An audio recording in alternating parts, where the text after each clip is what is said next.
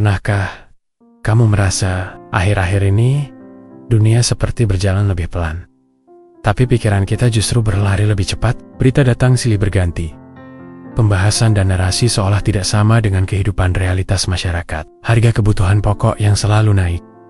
Pekerjaan terasa tidak pasti. Usaha yang dulu ramai, sekarang lebih sepi. Namun, hari ini kita tidak akan membahas ketakutan. Kita tidak akan menyebut tahun atau istilah besar yang sering membuat dada terasa sesak. Kebiasaan melihat uang, bukan sebagai sumber gengsi, melainkan sebagai alat bertahan hidup. Di masa sulit, uang tidak perlu terlihat hebat. Ia hanya perlu cukup dan terkendali. Banyak orang tertekan. Bukan karena penghasilannya kecil, tetapi karena gaya hidupnya tidak mau turun. Padahal menurunkan gaya hidup bukan berarti gagal. Justru itu tanda orang dewasa yang tahu kapan harus melangkah pelan. Jika hari ini pengeluaran terasa berat, cobalah lakukan satu hal sederhana. Berhenti bertanya, bagaimana caranya menambah, dan mulai bertanya, apa yang bisa ditahan sebentar? Menahan bukan berarti menyiksa. Menahan adalah memberi napas, agar keuangan tidak pingsan di tengah jalan. Sekarang mari kita bicara soal rasa aman. Banyak orang mencari rasa aman dari luar. Angka tabungan, AZ, atau pengakuan sosial. Padahal rasa aman yang paling kuat datangnya dari kebiasaan yang konsisten. Sedikit menabung, tapi rutin. Sedikit mengurangi jajan, tapi sadar. Sedikit mencatat, tapi jujur. Itu terlihat sepele, namun justru itu yang membuat seseorang tidak mudah roboh di masa tidak menentu. Kita tidak perlu menjadi pintar seperti ahli ekonomi. Kita hanya perlu menjadi orang biasa yang disiplin. Karena badai besar tidak selalu menjatuhkan rumah yang sederhana, tapi sering merobohkan bangunan tinggi yang dibangun tergesa-gesa. Jika kamu seorang pekerja, fokuslah pada satu hal hari ini. Menjaga nilai diri. Bukan gaji, bukan jabatan. Nilai diri, belajar sedikit hal baru. Menjaga reputasi. Datang tepat waktu, tidak ceroboh dengan keuangan pribadi.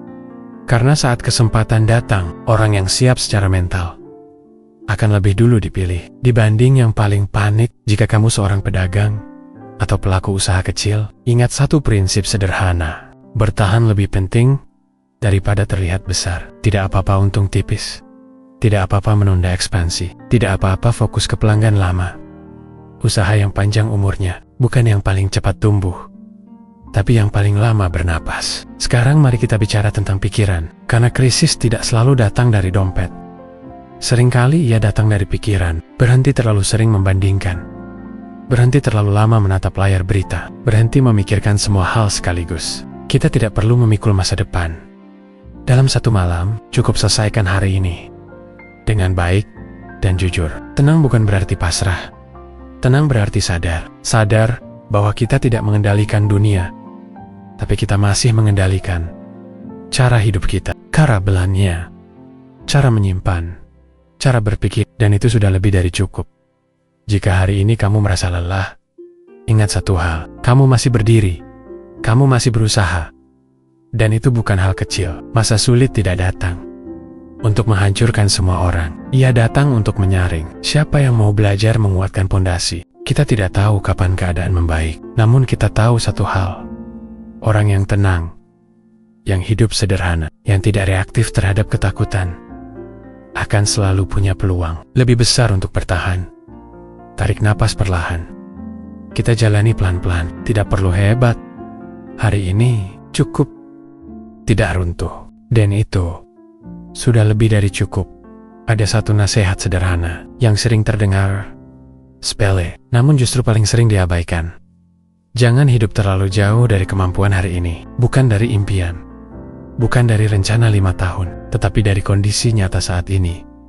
Karena banyak orang lelah bukan karena hidupnya berat, melainkan karena ia memaksa dirinya menjalani kehidupan yang belum waktunya. Nasihat berikutnya adalah tentang tempo hidup. Di masa sulit, kita tidak perlu mempercepat segalanya. Tidak semua keputusan harus cepat. Tidak semua peluang harus diambil. Tidak semua tren harus diikuti. Kadang, keputusan terbaik adalah menunda dan memastikan kita tidak salah langkah. Pelan bukan berarti tertinggal. pelan berarti kita masih sadar arah. Sekarang, mari bicara soal cadangan emosi. Selain dana darurat, setiap orang juga perlu darurat emosional. Artinya, jangan habiskan seluruh energi hanya untuk bekerja dan bertahan. Sisakan tenaga untuk istirahat, sisakan waktu untuk diam. Sisakan ruang untuk bernapas, karena orang yang kelelahan secara mental akan sulit berpikir jernih, meski uangnya masih ada. Nasihat berikutnya terdengar sederhana, namun dampaknya besar. Berhentilah menunda keteraturan. Tidak harus rapi sempurna, tidak harus detail berlebihan. Cukup tahu uang masuk dari mana, uang keluar kemana, dan apa yang bisa ditahan. Keteraturan kecil lebih kuat daripada rencana besar yang tidak pernah dijalankan. Jika kamu merasa takut melihat masa depan, ingat nasihat ini. Kita tidak hidup di masa depan, kita hidup hari ini. Maka jangan habiskan hari ini untuk mencemaskan sesuatu yang belum tentu terjadi persis seperti yang kita bayangkan. Kecemasan tidak menambah tabungan, ia hanya menguras tenaga. Nasihat selanjutnya adalah tentang kerendahan hati. Di masa sulit, tidak apa-apa meminta bantuan, tidak apa-apa belajar dari bawah, tidak apa-apa mengakui belum mampu. Justru orang yang mau merendah lebih mudah bertahan dibanding yang sibuk menjaga gengsi. Gengsi tidak bisa dimakan, kerjasama bisa menyelamatkan. Dan satu nasihat penting terakhir, jangan menyalahkan diri sendiri terlalu keras. Kondisi ekonomi bukan sepenuhnya kesalahanmu. Perubahan dunia tidak selalu bisa dicegah. Yang penting bukan apa yang sudah terjadi, melainkan bagaimana kita bersikap setelahnya. Belajar dan melanjutkan hidup dengan lebih bijak.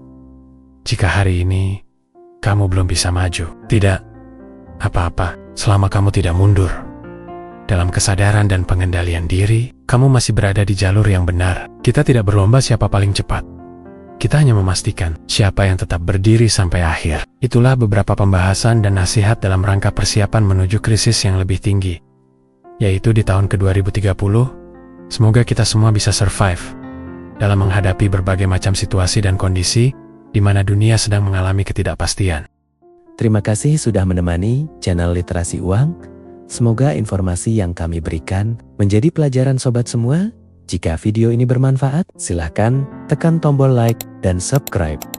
Lalu tekan tombol lonceng, agar tidak ketinggalan informasi tentang keuangan dan bisnis yang sehat. Bagikan juga ke teman kerabat dan saudara yang membutuhkan informasi tentang literasi keuangan yang sehat. Terima kasih. Salam sehat, rezeki melimpah.